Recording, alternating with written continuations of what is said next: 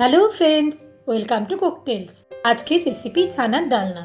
মূল রান্নাটা শুরু করার আগে আমি কতগুলো মশলা তৈরি করে নিয়েছি, চলুন দেখা যাক। প্রথমে মিক্সিতে নিয়ে নিয়েছি 2 চামচ পোস্ত আর কিছুটা খোয়া ক্ষীর। একটু জল দিয়ে আমি একটা স্মুথ পেস্ট তৈরি করে নেব। এরপরে তৈরি করে নিচ্ছি টমেটো, আদা আর কাঁচা লঙ্কার একটা পেস্ট।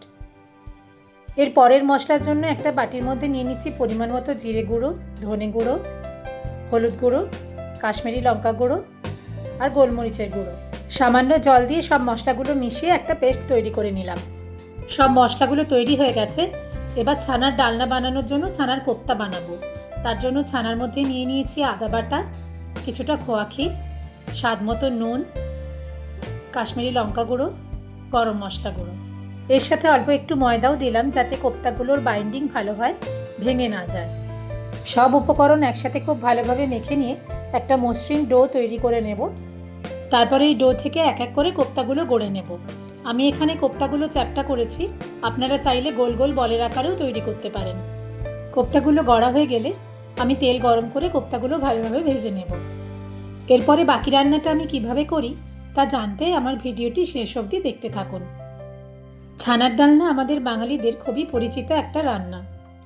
যে কোনো নিরামিষ দিনে ঘরোয়া উপকরণ দিয়ে আমরা ছানার ডালনা বানাই। তবে আমার আজকের রেসিপি অনুষ্ঠান বাড়ির মতো বা রেস্টুরেন্ট স্টাইলে বানানো। রেসিপিটা আপনাদের ভালো লাগলে তা অবশ্যই আমাকে কমেন্ট করে জানাবেন।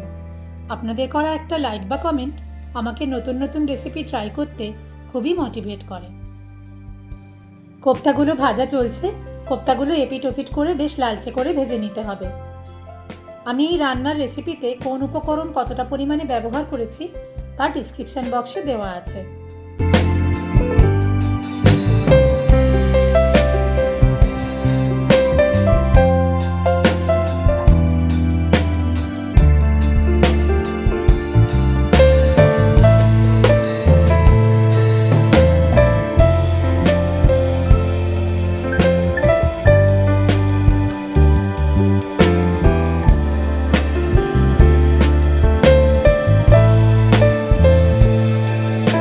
সব কোপ্তাগুলো ভাজা হয়ে গেছে। কড়াইতে যতটা তেল রয়েছে অতটা আমার রান্নার জন্য লাগবে না, তাই কিছুটা কমিয়ে নিচ্ছি। এরপরে এই তেলের মধ্যে ফোড়ন দিয়ে দিচ্ছি তেজপাতা, এলাচ আর দারচিনি। ফোড়নের সুন্দর গন্ধ বার হলে গুঁড়ো মশলার যে পেস্টটা তৈরি করে রেখেছিলাম সেটা দিয়ে মিনিট 2-3 নাড়াচাড়া করে নেব। মশলাটা যাতে পুড়ে না যায় সেজন্য সামান্য মশলার বাটি ধোয়া জল দিলাম।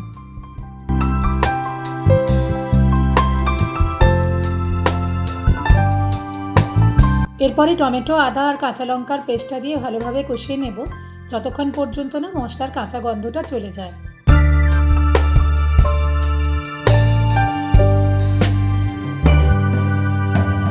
দিয়ে দিচ্ছি স্বাদ মতো নুন।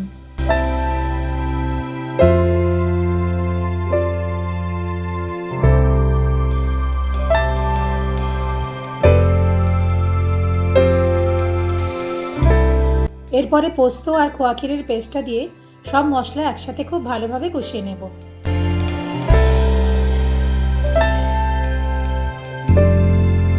মশলাটা ভালোভাবে কষানো হয়ে গেলে এর মধ্যে দিয়ে দেব পরিমাণ মতো জল। জলটা পরিমাণে একটু বেশি দিতে হবে, কারণ ছানার কোপ্তাগুলো এর মধ্যে দেওয়ার পরে কোপ্তাগুলো জল টেনে নেবে। গ্রেভিটা ফুটতে শুরু করলে ঘি আর গরম মশলা দিয়ে দিলাম।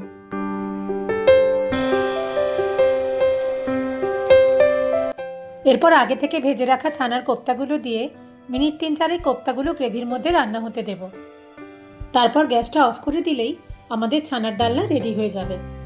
রান্নাটা নামানোর সময় একটু ঝোলঝোলি নামাতে হবে, কারণ কোপ্তাগুলো কিন্তু পরে গ্রেভিটা টেনে নেবে।